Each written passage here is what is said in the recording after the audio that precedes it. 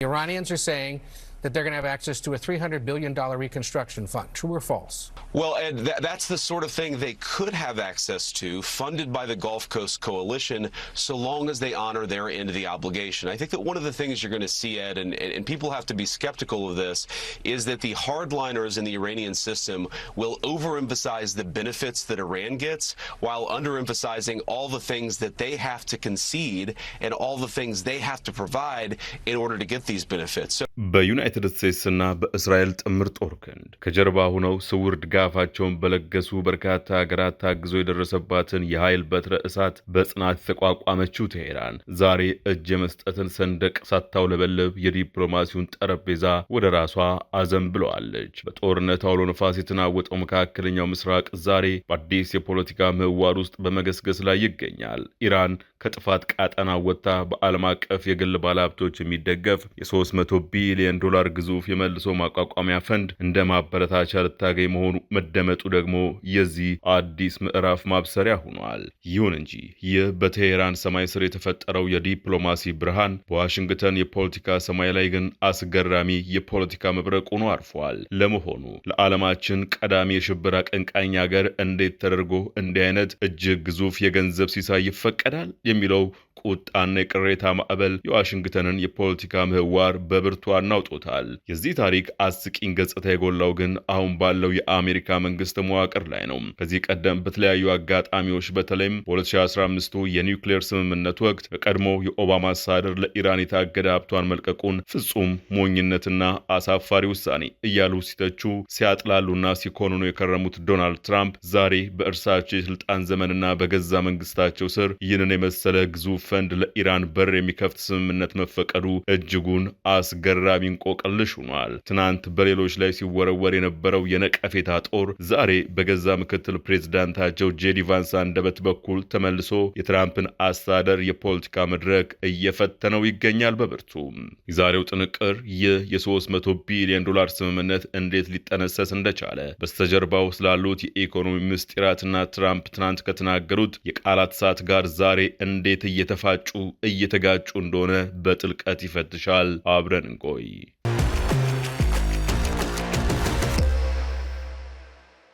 And some more breaking news coming in. Reuters claims big cash angle in the Iran deal. Iran is getting its way in war repair fund push. As per sources, $300 billion fund is part of US-Iran framework. And sources also say that over $150 billion is already committed.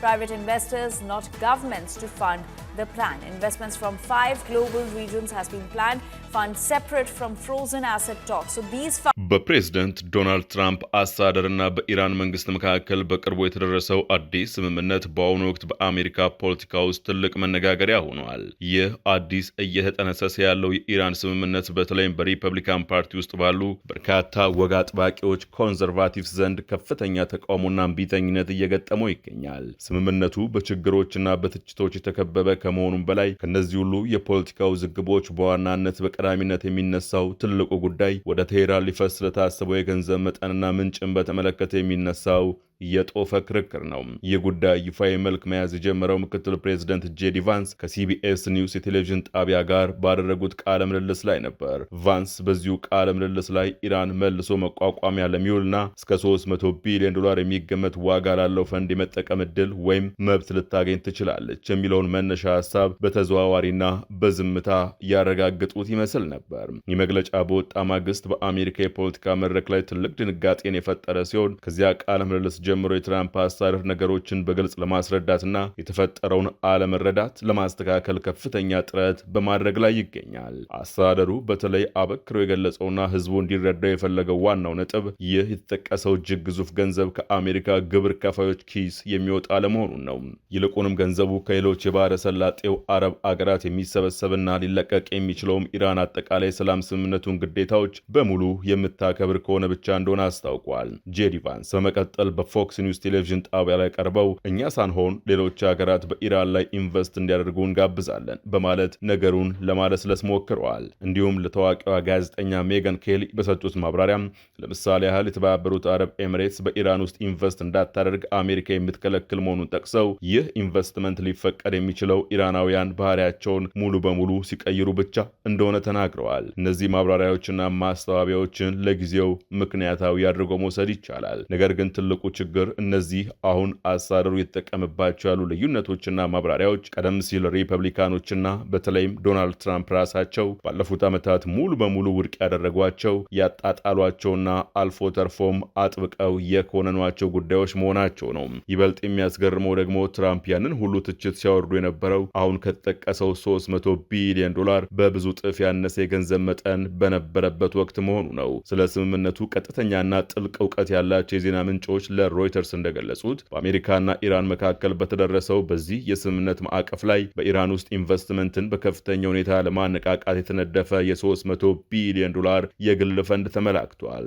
ይፋ በሆነው መረጃ መሰረት ከዚህ ግዙፍ የገንዘብ መጠን ውስጥ ከግማሽ በላይ የሚሆነው ማለትም ከ150 ቢሊዮን ዶላር በላይ ቀድሞውኑ በተለያዩ ዓለም አቀፍ ኩባንያዎች ቃል የተገባና እየተረጋገጠ ነው። ይህ ፈንድ የተነደፈበት ዋና ዓላማ ሁለቱም ወገኖች ጦርነቱን ሙሉ በሙሉ የሚያበቃ የመጨረሻ ስምምነት ላይ እንዲደርሱ ትልቅ ኢኮኖሚያዊ ማበረታቻ ለመስጠት ነው። የአሜሪካና የኢራን ባለስልጣናት እንደገለጹት ሁለቱ ሀገራት ጦርነታቸውን ለማቆም በማዕቀፍ ደረጃ ተስማምተዋል። ይህ ግጭት የጀመረው የአሜሪካና የእስራኤል ጥምር ኃይሎች በየካቲት 28 በኢራን ላይ ጥቃት በሰነዘሩበት ወቅት ሲሆን አዲሱ ስምምነት አሜሪካ በኢራን ላይ የጣለችውን የባህር እገዳ ለማንሳትና ለዓለም አቀፍ የነዳጅና ጋዝ አቅርቦት እጅግ ወሳኝ የትራንስፖርት መስመር የሆነውን የሆርሙዝ ወሽመጥ መልሳ ለመክፈት ያለመ ነው። የሮይተርስ የዜና ምንጮች አበክረው እንደገለጹት ይህ አዲሱ ፈንድ የኢንቨስትመንት ማስተላለፊያ ፕራይቬት ኢንቨስትመንት ቬክል እንጂ የመንግስታት የመልሶ ማቋቋሚያ ወይም የጦርነት ካሳ ፕሮግራም አይደለም። በዚህም ምክንያት ምንም አይነት የመንግስት ገንዘብ፣ የበጀት ድጋፍ ወይም ቀጥተኛ እርዳታን አያካትትም።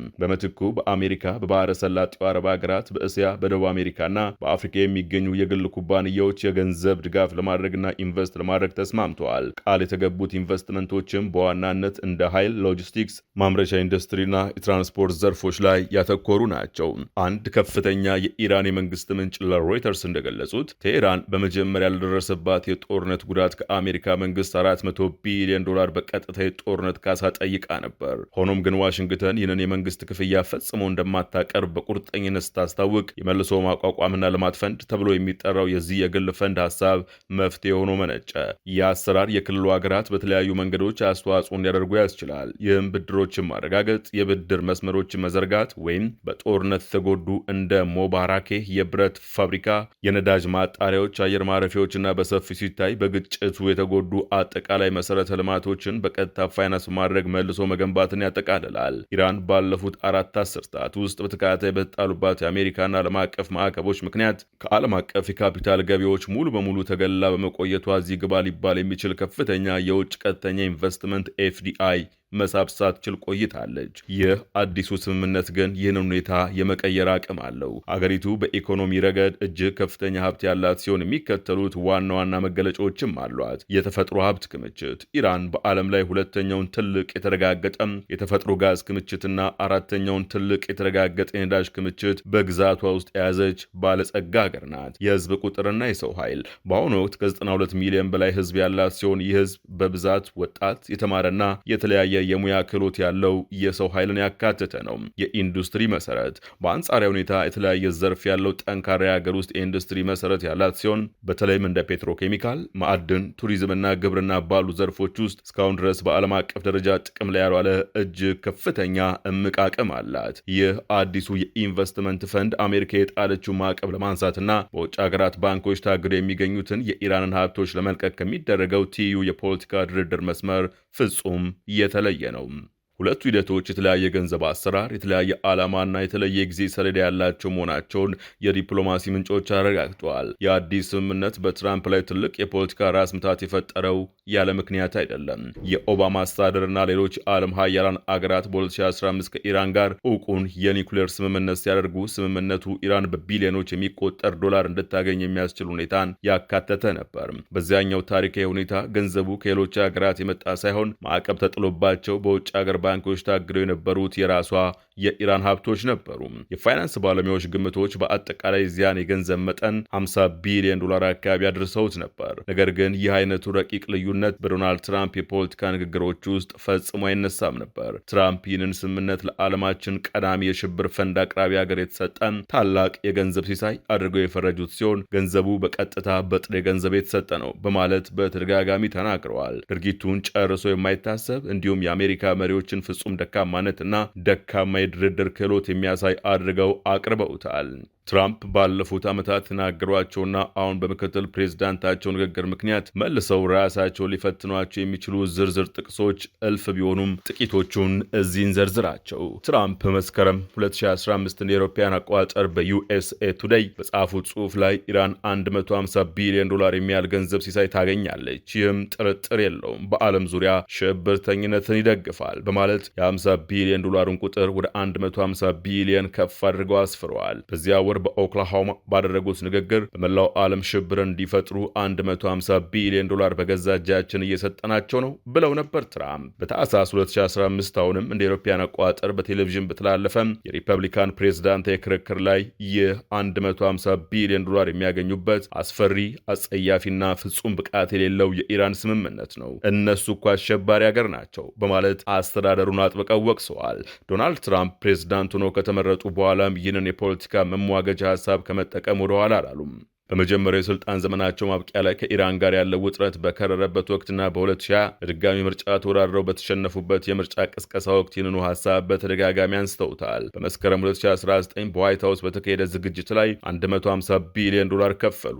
150! እስቲ ያስቡት እና እንዴት ይህን ታደርጋለህ? እንዴት እንዲህ አይነት ነገር ሊደረግ ይችላል? ያንን ገንዘብ ሁሉ በጥሬ ገንዘብ ነው የከፈሉት ሲሉ ተደምጠው ነበር። ነገር ግን እውነታው አሜሪካ ገንዘቡን በጥሬ ገንዘብ አልከፈለችም። መጠኑም 150 ቢሊዮን አልነበረም። በሌላ አገላለጽ ትራምፕ ዋሽተዋል እንደማለት። የኢራኑን ታዋቂ ወታደራዊ አዛዥ ቃሲም ሱሌማኒን በአየር ጥቃት ለመግደል በጥር 2021 አውሮፓውያን አቆጣጠር ትዕዛዝ ከሰጡ በኋላ ባደረጉት ንግግር ደግሞ የኦባማ አስተዳደር የኢራንን አገዛዝ አቅም ሰጥቶታል፣ እንዲሁም አደፋፍሮታል። ለኢራን 150 ቢሊዮን ዶላር ሰጥቷል። ይህም 1.7 ቢሊዮን ዶላር ጥሬ ገንዘብ ያካትታል። ማሰብ ትችላላችሁ ሲሉ ተደምጠዋል። እዚህ ላይ የተጠቀሰው 1.7 ቢሊዮን ዶላር በ1979 የእገታ ቀውስ ወቅት ታግዶ በነበረው የ400 ሚሊዮን ዶላር የኢራን ፈንድና ወለዱ ላይ የተደረሰበትን የህግ ክፍያ ስምምነት የሚያመላክት ነው። በጥቅምት 2020 በታምፓ ፍሎሪዳ ባደረጉት ንግግር ደግሞ እንዲህ አሉ።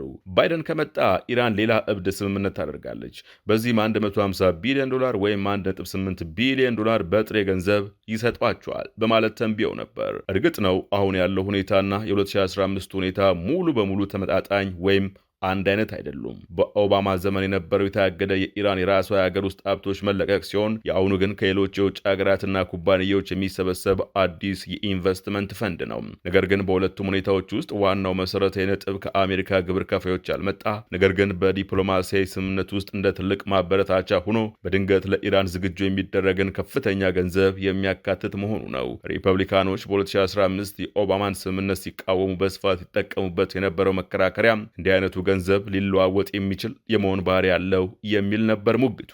ይህ ማለት ምንም እንኳን የተለቀቁት ፈንዶች ወይም ኢንቨስትመንቶች በቀጥታ ለሽብርተኝነት ተግባራት ባይውሉና ለሲቪል መሰረተ ልማት ግንባታ ብቻ ቢውሉ እንኳ የኢራን መንግስት ለሲቪል አገልግሎት ሊያውለው የነበረውን የራሱን ሌላ ገንዘብ ሙሉ በሙሉ በመተካት ያኛው የራሱ ገንዘብ ለሽብር ተግባራትና ለጦር መሳሪያ ግንባታ እንዲዛወር ትልቅ ዕድል ይፈጥራል የሚል ነበር።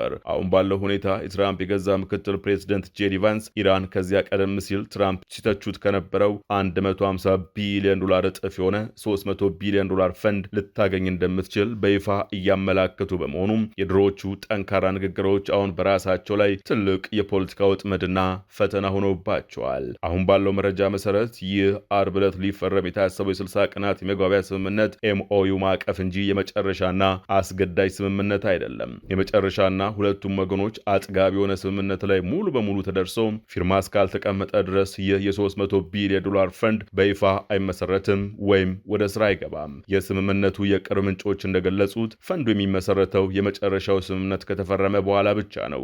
በእነዚህ በሚቀጥሉ 60 ቀናት ውስጥ የፈንዱ አስተዳዳሪዎች ከተመረጡት ዓለም አቀፍ ባለሀብቶችና ከኢራን ባለስልጣናት ጋር በመሆን የትኞቹ የኢኮኖሚ ፕሮጀክቶች ቅድሚያ ተሰጥቷቸው መሰራት እንዳለባቸው ለማቀድና የስራቸውን ወሰን ለመወሰን በጋራ ይሰራሉ ተብሎ ይጠበቃል። ይህ በእንዲህ እንዳለ የዚህን ኢንቨስትመንት ፈንድ ስምምነት በምስጢር ለማስታረቅና መፍትሄ ለመፈለግ ከፍተኛ ዲፕሎማሲያዊ ሚና የተጫወቱት የኢራን የውጭ ጉዳይ ሚኒስቴርና የፓኪስታናቸው ስለ ፈንዱ ዝርዝር ሁኔታዎች ማብራሪያ እንዲሰጡ ከሮይተርስ ስለቀረበላቸው ጥያቄ በአሁኑ ወቅት ወዲያውኑ ምላሽ ለመስጠት ፈቃደኛ ሳይሆኑ ቀርቷል ብሏል የዜናው ምንጭ። ምንጮቹ ቃል ከገቡት ኩባንያዎች መካከል እንደ ደቡብ ኮሪያ፣ ጃፓን፣ ሲንጋፖር፣ ማሌዥያና ራሷ አሜሪካ ያሉ ሀገራት ግዙፍ ኩባንያዎችን ስም በናሙናነት የተጠቀሱ ቢሆንም ስምምነቱ ገና በመጀመሪያ ደረጃ ላይ በመሆኑ የተሟላውን የኩባንያዎች ዝርዝር ይፋ ከማድረግ ተቆጥበዋል። በዚህ የ60 ቀናት የጊዜ ገደብ ውስጥ የአሜሪካና የኢራን ከፍተኛ ተደራዳሪዎች በርካታ ትይዩ ፓራሌል የድርድር መስመሮች ላይ አብረው ይሰራሉ ተብሎ ይጠበቃል። እነዚህም ድርድሮች የኒውክሌር ፕሮግራም ቁጥጥርን፣ የማዕቀብ አነሳስ ሁኔታዎችንና አጠቃላይ መካከለኛው ምስራቅ ቀጠናዊ ደህንነት ጉዳዮችን የሚያጠቃልሉ በመሆናቸው የስምምነቱ የመጨረሻ ስኬት ገና ወደፊት የሚታይ ነው። የዛሬውን ጥንቅር በዚሁ ጠናቀቀ። አዲስ ማለዳ ሰብስክራይብ ማድረግ አይዘንጉ። ጤና ይስጥልን።